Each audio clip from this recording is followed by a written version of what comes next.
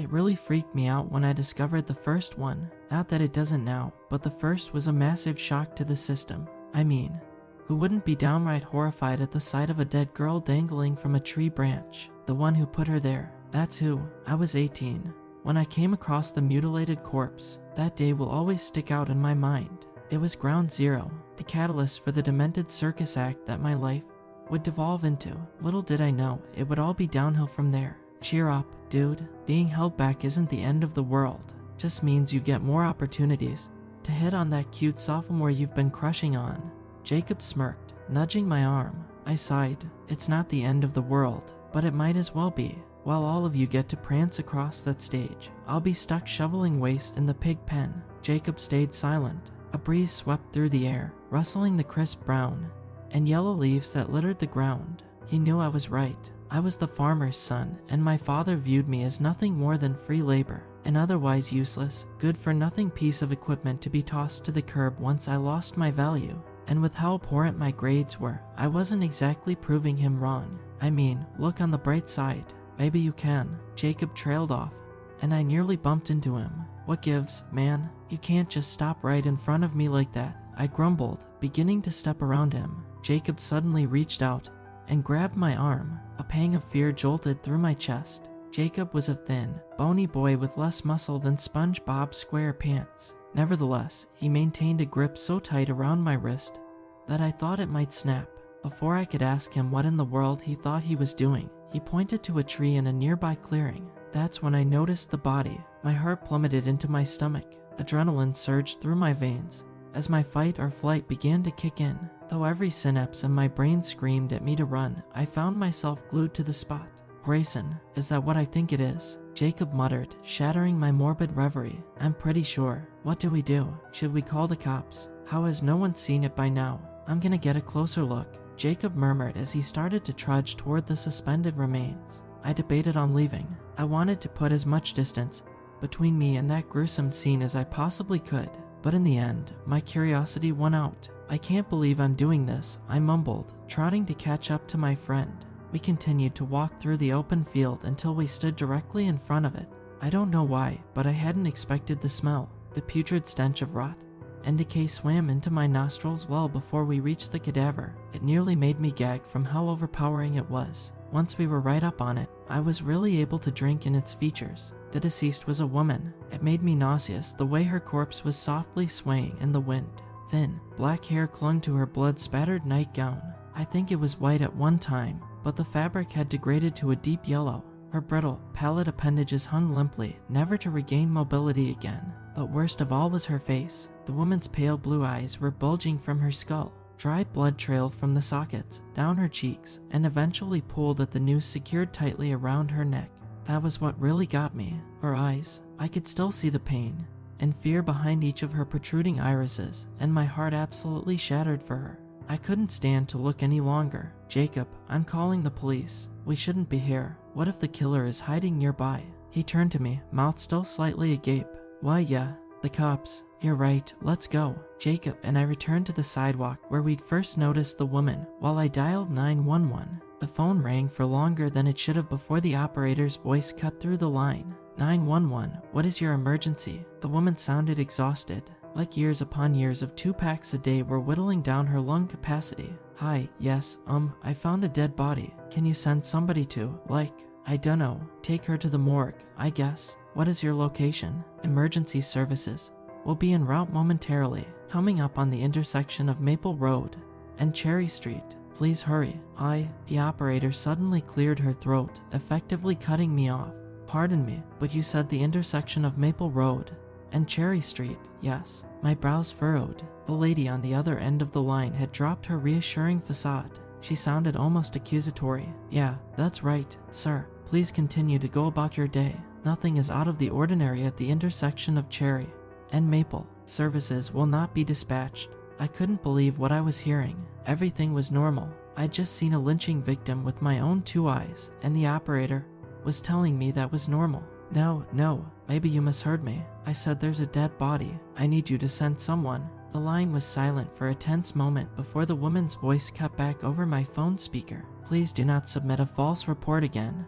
or you will face legal repercussions. Have a nice day. This isn't a joke. Hello, hello. My persistence did no good. The operator hung up on me. So what they say? Are they sending someone? Jacob asked, gazing up at me expectantly. No, actually, I said, lowering the phone from my ear. They told me nothing was wrong. I was left in complete shock for the remainder of the day. If the police wouldn't take me seriously, that left me little choice but to go home and try to erase it from my memory. But I just couldn't. The image of that woman's lifeless corpse was permanently seared into my brain. I felt like I owed it to her to find justice, or at the very least, someone to give her a proper burial. Grayson, dinner, Mom shouted. I'll be there in a second. I yelled back, gently placing the last of the freshly laid eggs into my basket. The one good thing about being an involuntary farmhand, it helped keep my mind occupied. At least it was good for something. I silently joined my parents at the table. Mom set a plate full of meatloaf and mashed potatoes before me. Normally, I would have demolished it, but in light of what I'd witnessed earlier that day, I didn't know if my appetite would ever come back. Why aren't you eating, honey? You've barely touched your potatoes. Is something wrong? Mom asked, a twinge of concern percolating her words. Yeah, so, this is gonna sound crazy, but spit it out, boy, Dad interjected through a mouthful of food. I saw a dead body today. My parents locked eyes with one another. Dad gulped down his food, but he didn't motion to take another bite. Mom stared silently at him, sweat beading on her brow. That was probably nothing, just a leftover display from Halloween. Mom chuckled nervously. Your mother is right, Dad affirmed, flashing me a toothy grin. It was probably just a figment of your imagination. No need for concern. The fork trembled in his grasp as he stabbed a slab of meatloaf. Don't worry about finishing dinner. You can be excused if you're not hungry, Mom said, that anxious smile still plastered to her face. Thanks, I'm gonna take you up on that offer. I scooted my chair out from the table and returned to my duties. I didn't want to spend any more time around my folks that evening. They were acting strange, and I didn't like it one bit. Trepidation bubbled in my gut as Jacob and I walked to school. The trip was marred by a tense, uneasy silence. Then, Jacob said what was on both of our minds. Grayson, do you think she'll still be there? I sure hope not, I said, keeping my eyes locked to the ground. We each subconsciously held our breaths as we approached the clearing. I prayed that the woman would be gone. My heart palpitated wildly in my chest, blood rushing in my ears. I clenched my eyes shut as we came into view, and there it was. A grass clearing sat before us. Daisies and dandelions swayed among the lush, green blades. I peered beyond it, into the trees. I suddenly grew lightheaded. She was still there. The woman's lifeless, decaying corpse hung from the rope, those horrible, unblinking eyes visible even from our distance. I felt like I was going to be sick. The cops had completely ignored my call. Without warning, Jacob took off in a dead sprint. I gave chase, my legs pumping as fast as they could carry me. They ran and ran, all the way until we'd reached the school. I didn't even need to ask Jacob why he'd done it. I was probably going to do the same eventually. I couldn't focus for the remainder of the day. The hands on the clock seemed to tick by in slow motion. I couldn't stop thinking about her. Those bulging, desperate eyes. I couldn't escape them. After the longest day of my life, I again found myself by Jacob's side, walking home. We didn't say anything to each other. We just kept going, dreading the encounter that we knew would come. We gradually approached the clearing. I couldn't do it. Not again. But I had to. It was like a train wreck. Something so demented and screwed up that you just can't bring yourself to look away. Alright, man. I'm going to run the rest of the way. Your call if you want to come with, Jacob said, already turning away from me. Go ahead. I'll join you in a sec, I muttered, wondering if I was making the right decision. Suit yourself, Jacob retorted, averting his gaze from the field before jogging past. This was it. The last time. One more look, then I'd never peer into those woods again. I was done. That's what I told myself, at least. I steeled my resolve and quickly glanced at the tree that I'd previously seen the woman hanging from. I immediately regretted it. I bent over and lost my lunch all over the dried leaves littering the ground. Because when I glanced up at that tree, the woman wasn't alone. There was a man dangling from the branch opposite her, connected to the bough from an almost identical noose. His eyes mirrored the woman's. Two fear-struck, bloodied orbs jutting from his head, congealed, viscous liquid oozing down his neck. I couldn't take it any longer. I sprinted after Jacob and didn't stop until I reached my house. What was going on? Were the cops working with a serial killer? Even if they were, why wouldn't they at least come pick up the bodies? Fortunately, I'd never received the answer to some of those questions. Some, but not all. It didn't stop with those two. Bodies began appearing in trees at an alarming rate, and they weren't just confined to the clearing anymore. The dead were popping up everywhere, in the big oak by the library and the maple tree in front of town hall.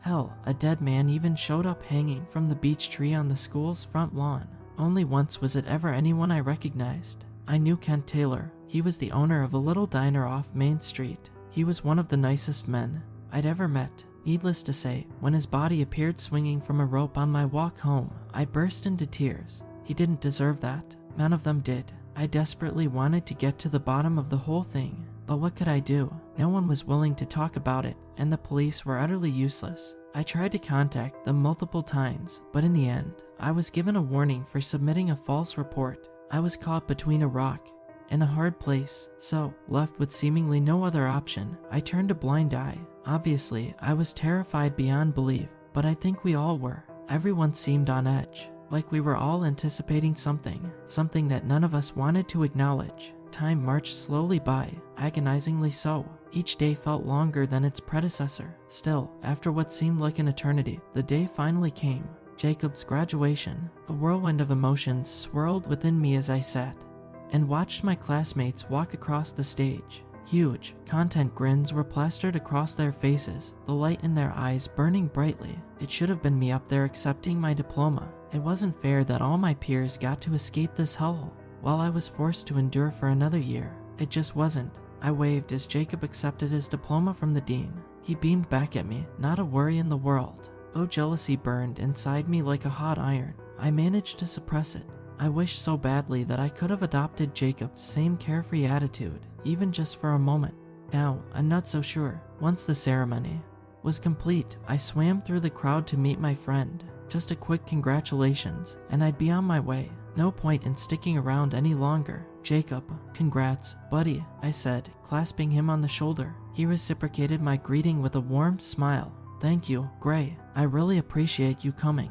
I would have understood if you wanted to stay home and have to pick up crusty cow patties. Hell no, I wouldn't miss it for the world. Jacob chuckled, his grin growing even wider. Even if I was consumed by envy, that didn't make me any less proud of him. It really does mean a lot to me, more than you know. Heck, I might even miss this place a little because of you, he quipped, drawing a smile to my own face. I lightly slugged him in the arm. Oh, who are you kidding? You and I both know that won't happen. Remind me again, where are you running off to this summer? Landed an internship at Prentice Financial. I'll be going to Boston for the next couple months, remember?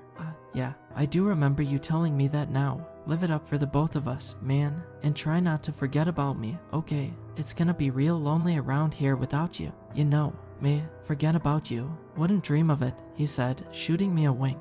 2 weeks from that day, Jacob was scheduled to fly out. I didn't get to see him off, but I wished him the best. I didn't notice anything out of the ordinary at first, not until he started ignoring my texts. I thought that maybe he'd just been busy with the move.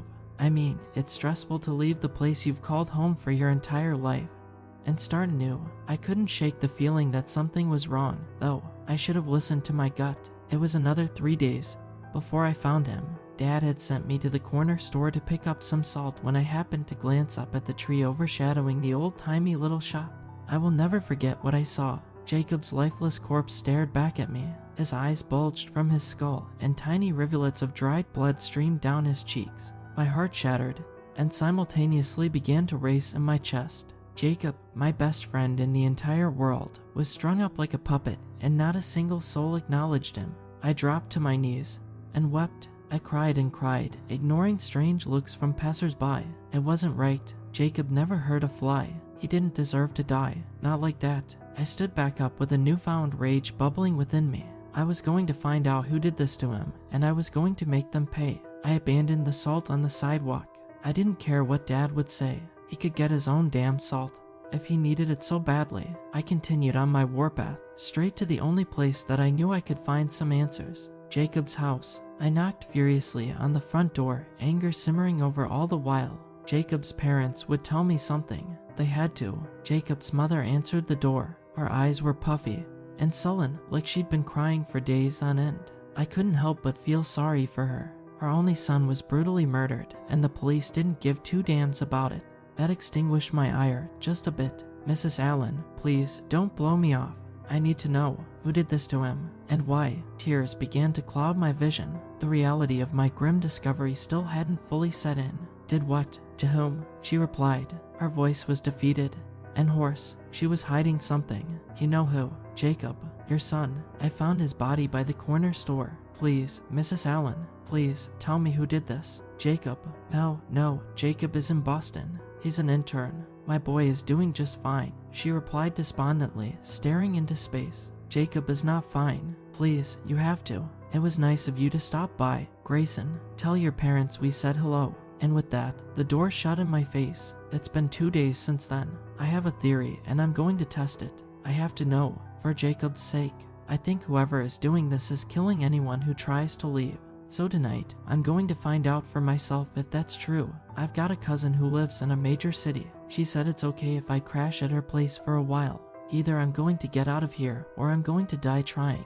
I'm going to take Dad's pickup truck and pray that it doesn't give out on me. I'm posting this in case I don't make it out. Please heed my warning. If you drive through a town called Walnut Valley in northern Kentucky, don't stick around. Because if you do, you might not make it out alive.